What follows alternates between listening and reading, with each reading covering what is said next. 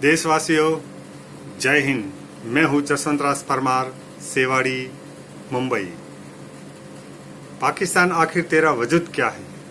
पाकिस्तान आखिर तेरा वजूद क्या है? 14 अगस्त 1947 को आज़ाद होने के बाद भी कभी तूने अपना वजूद बनाया नहीं, न वजूद बनाने की ओर ध्यान दिया। तू हमेशा कभी अमेरिका के पीछे, कभी चाइना के पीछे। कभी तू ये नहीं समझा कि मैं एक स्वतंत्र देश हूँ। कभी तूने वहाँ के लोगों को, वहाँ की संस्कृति को, वहाँ की भाषा को कभी नहीं समझा, न वहाँ के लोगों को तुमने कभी तवज्जो दी। इसी का कारण यह है कि आज पाकिस्तान की जो वजूद की जड़ें हैं ना, वो सब टूटी हुई है। आज पाकिस्तान खुद पाकिस्तान का नहीं है किसी भी प्रकार से। ना वहाँ की विचारधारा, ना वहाँ का सांस्कृतिक, सामाजिक कोई भी कारण जो 1947 में था, उससे पहले और उसके बाद में, वो अब बिल्कुल नहीं है। देखिए, वहाँ के झंडे में जो एम्ब्लेम है वो तुर्की का है। वहाँ की भाषा, राष्ट्रीय भाषा उर्दू है, जो फारसी भाषा से बनी हुई है।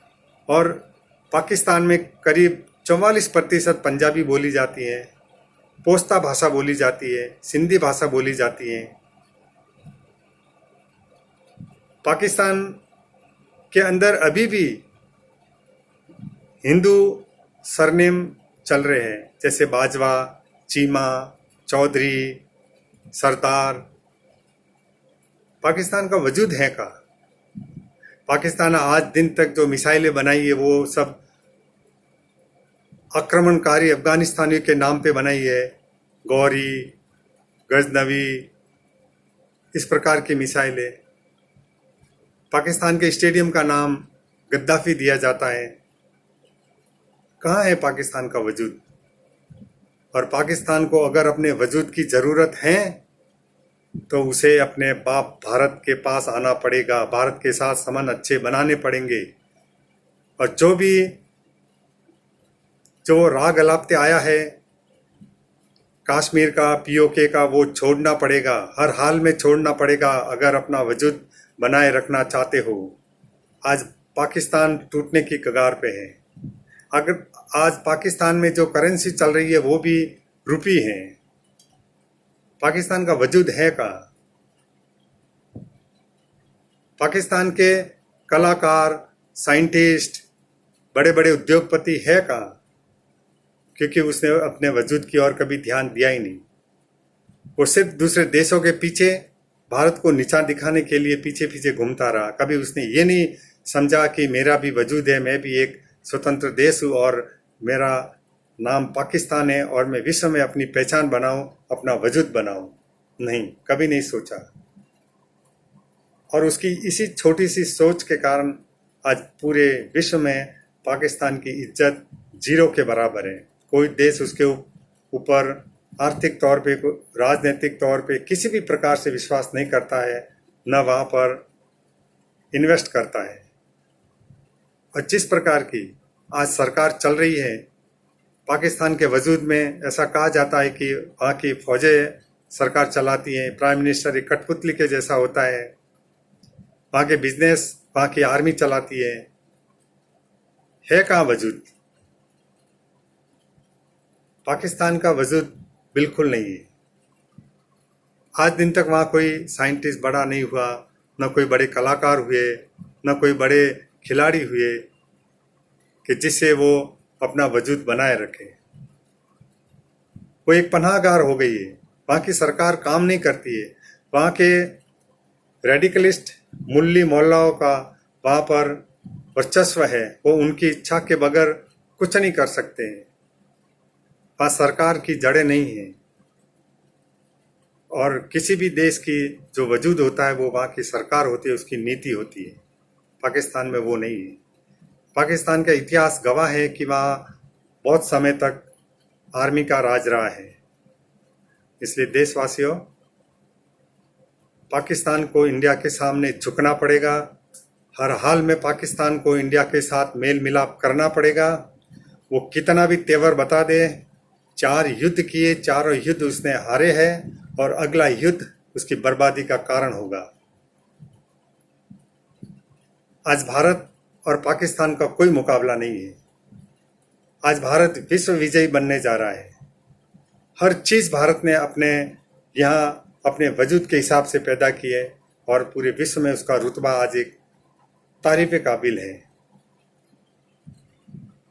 पाकिस्तान को चाहिए, वहाँ के हुक्मरानों को चाहिए कि अभी भी आपके वजूद की तलाश कीजिए, और उसका वजूद है ना, वो भारत के बगैर अधूरा है। उसकी जड़ें अभी भी भारत से ही सींची जाती है। भारत का सांस्कृतिक, भारत का राजनीतिक, भारत का व्यापारिक चरित्र उसको अपनाना पड़ेगा। लोगों के मनों से गलतफहमियां दूर करनी पड़ेगी। वहाँ के 70-80% लोग भारत से अच्छा संबंध चाहते हैं, लेकिन वहाँ की राजनीति का ये कारण है कि वो अरब देशों की गुलामी करने को मजबूर है। आज चाइना ने करीब करीब उसको अपनी जाल में फंसा लिया है, लेकिन नहीं, भारत ऐसा नहीं है। भारत अपने वजूद पे टिका हुआ है।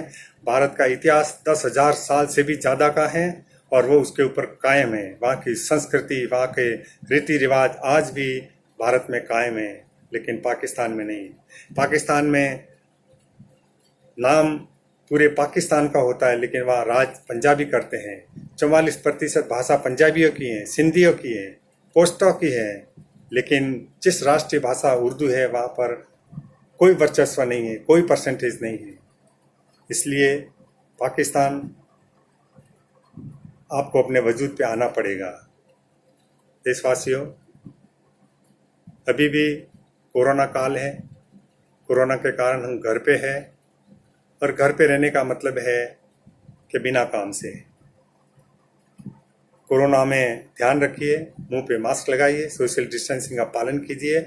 और अब धीरे धीरे दुनिया घर से बाहर निकलने की कोशिश कर रही है, लेकिन अभी भी भारत का 90% सबका घरों के अंदर कैद हैं, और वो भी ये चाहता है कि धीरे धीरे वो घर से बाहर आए और अपने जीवन को चलाने के लिए आतुरता से वो सही कदम की ओर आ रहा है, और वो आएगा और अपने भविष्य को सजाने संवारने में बिल्कुल वो काबिलियत दिखाएगा। आप और हम जरूर इस वक्त घर में हैं, लेकिन जो समय गया सो गया। अब आने वाला समय ही हमारा समय है। अपनी ज़िंदगी, एक अच्छी ज़िंदगी आगे इंतज़ार कर रही है, और आप जैसा जीवन बीता है उससे भी कई गुना ज़्यादा अच्छा जीवन जीने के लिए सक्षम बनिए और सक्षम हो। देशवासियों, हमेशा भारत का ख्याल रखिए, भारत आपका ख्याल रखेगा। आप देश को कुछ दीजिए, देश आपको बहुत कुछ देगा। अपना ध्यान रखिए, अपने परिवार का ध्यान रखिए। जय हिंद।